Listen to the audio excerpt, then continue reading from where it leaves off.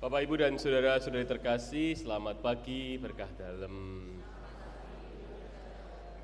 Bacaan-bacaan yang kita dengarkan hari ini, seperti saya katakan dalam pengantar, membantu kita untuk menyadari bahwa dalam hidup ini, salah satu yang mencirikan kita sebagai pengikut Kristus adalah kemurahan hati. Kalau kita membaca dalam Injil, berkali-kali Yesus dinyatakan bahwa ia tergerak oleh belas kasihan. Bacaan pertama yang kita baca tadi dari kitab apa? Kitab yang bacaan yang tahu, Yesaya, yaitu di bab 58. Yesaya itu kisahnya adalah tentang umat Israel yang belum dibuang ke pembuangan Babel, dibuang di Babel, dan di bagian akhir adalah kisah ketika mereka mulai kembali ke tanah terjanji, tanah Kanaan. Ketika kembali ke tanah terjanji, mereka ada yang sudah masih cukup kaya sehingga bisa membangun hidupnya kembali. Tapi ada yang memang sudah rungkat, entek-entekan. Habis semua yang menjadi hartanya sehingga mereka berkekurangan. Sementara mereka yang memiliki masih merasa bahwa kurang. Kata orang dalam hidup ini ada yang namanya orang yang berkekurangan, tetapi ada juga orang-orang yang hatinya memang selalu merasa kurang. Dikasih satu minta dua, kasih dua minta tiga, kasih tiga minta empat, dan terus menerus merasa diri kurang. Demikianlah kita memiliki pelajaran dari bacaan itu, dan pernyataannya itu sangat keras. Ungkapan-ungkapannya itu tegas sekali. Aku menghendaki supaya engkau membagi-bagikan makananmu kepada orang yang lapar dan menerima dalam rumahmu orang-orang miskin yang tidak punya rumah. Sebuah pernyataan tentang, ayo jangan lupa, hidup, harta, apa yang kita miliki, harta itu bukan hanya uang ya, waktu, tenaga, perhatian, kesehatan Anda itu berkat dari Tuhan. Apakah itu hanya untuk diri sendiri atau juga untuk berbagi dengan orang lain?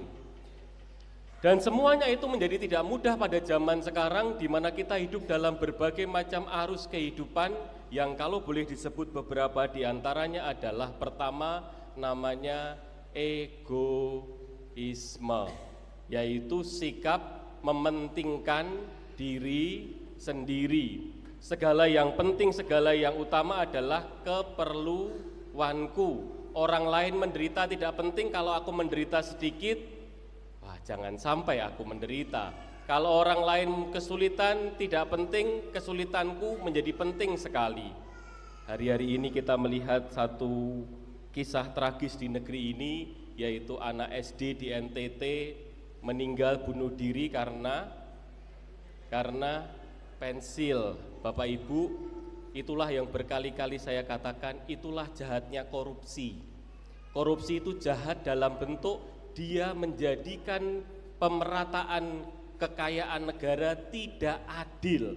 Disitulah jahatnya korupsi, karena harusnya di sana itu ada orang-orang miskin yang dijaga. Rupanya kan dalam undang-undang dikatakan fakir miskin dan orang terlantar dipelihara oleh negara. Dalam konteks negara kita, orang-orang kaya, politisi-politisi yang kadang-kadang tidak bertanggung jawab itu malah yang dipelihara oleh, benar nggak?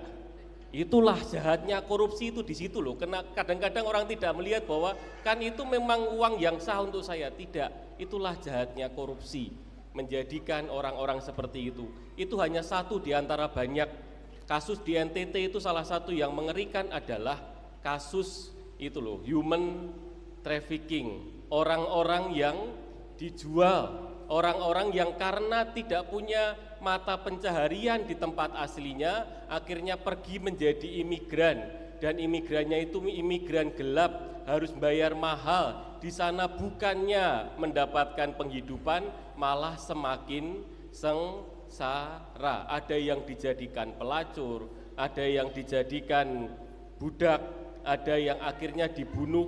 Di NTT itu dalam catatan para aktivis human trafficking, setiap tahun itu ada ratusan, 80 sampai 100-an orang jenazah dipulangkan ya tanpa nyawa, sudah jenazah, tapi intinya adalah orang-orang yang akhirnya menjadi korban human trafficking. Di NTT itu mengerikan kisahnya. Itulah jahatnya egoisme yang seringkali muncul dalam diri para koruptor. Apakah mereka berkekurangan? Tidak, tetapi karena hatinya selalu merasa kurang, tidak berpikir bahwa saya mengambil dari orang miskin. Ada sikap hedonisme. Hedonisme itu artinya hedon, selalu mencari kesenangan untuk dirinya sendiri. Seakan-akan bahwa kebahagiaan ini didapatkan kalau saya mendapatkan senang, tambah senang, tambah senang, tambah senang. Akhirnya menjadi senang. Tidak, dalam kehidupan kita tahu bahwa kebahagiaan datang dari campuran antara rasa senang, kadang sedih, kadang kecewa, tapi juga kadang bersyukur. Itulah kata orang, rasa enak itu bukan dari rasa manis ditambah manis ditambah manis, karena kalau kebanyakan manis diabetes. Tetapi kalau kita bisa mencampur rasa manis, rasa pedas, rasa asam menjadi makanan yang enak. Kalau gambaran yang lain dikatakan kebahagiaan itu seperti kupu-kupu yang semakin kita kejar semakin menjauh, tetapi semakin kita menikmati kehidupan, kupu-kupu itu datang dan bahasa Indonesianya itu mencelok itu apa bahasa Indonesianya? Hinggap di dalam tubuh kita. Ada lagi sikap yang namanya konsumerisme, yaitu sikap ingin menikmati, mendapatkan banyak hal. Salah satu yang minggu lalu kita dengarkan adalah ajakan dari Kevikepan untuk memikirkan tentang sampah. Kalau Anda mengkonsumsi banyak itu bukan berarti ya karena Anda bisa beli. Kalau Anda beli HP setiap tahun tanpa tanggung jawab untuk mengolah sampahnya, Anda berdosa secara ekologis.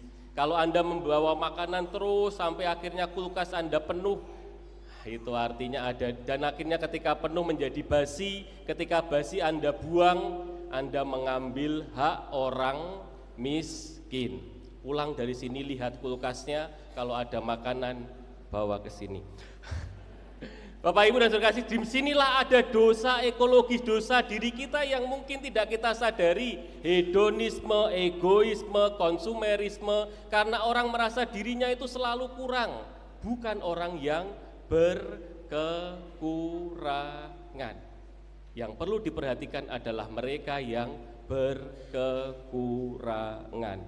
Maka Bapak Ibu dan Saudara terkasih, ajakan dari bacaan hari ini adalah jelas, yaitu mari kita mendorong diri kita, mengajari diri kita dan anak-anak kita untuk belajar berbagi, belajar untuk mencintai kehidupan dalam rangka saya menjadi bahagia bukan ketika keinginan saya dicapai, tapi menjadi bahagia karena ketika hidup saya memenuhi kebutuhan orang-orang di sekitar saya.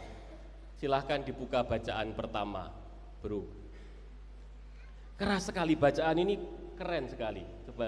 Coba nanti dibuka di kitab sucinya kalau masih ingat di mana. Di bagian akhir dikatakan demikian.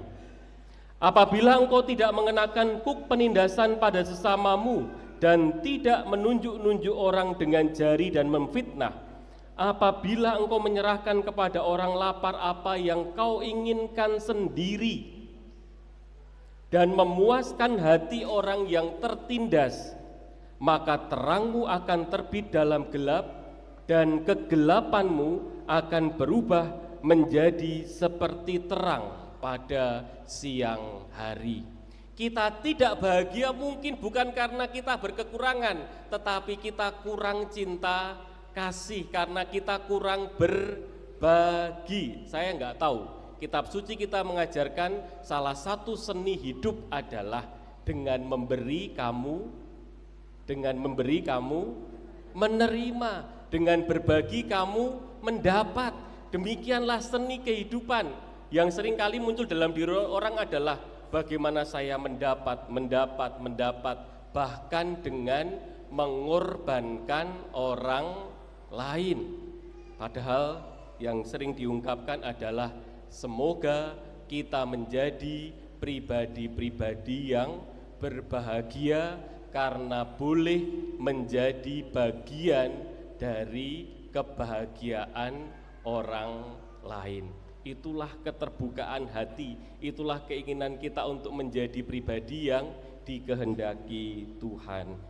Bapak, Ibu, dan saudara-saudari terkasih, mari kita membongkar ide bahwa segala sesuatu menjadi bermakna sejauh itu memenuhi kebutuhan saya. Mari kita menjadi pribadi yang semakin berani untuk memaknai bahwa banyak hal itu bermakna ketika saya bisa memenuhi kebutuhan orang lain, memenuhi keinginan orang lain. Kalau kita kadang-kadang salah satu bentuknya yang paling sederhana adalah kadang-kadang orang zaman sekarang malu meminta maaf karena merasa orang lain yang bersalah.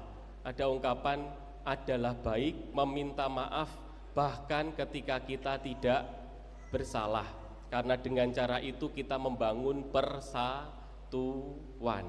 Demikianlah kita ingin menjadi pribadi-pribadi yang diungkapkan tadi loh.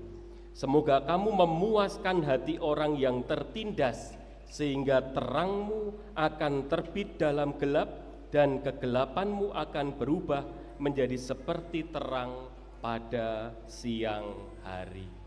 Bagi orang benar Tuhan bercahaya, laksana lampu di dalam gulita. Sekali. Bagi orang benar Tuhan bercahaya, laksana lampu di dalam gulita. Mungkin cahaya Tuhan ada di dalam hati kita ketika kita merasa cukup dengan apa yang kita miliki dan sadar bahwa apa yang kita miliki juga adalah sarana supaya kita menjadi berkat bagi sesama. Kita hening sejenak.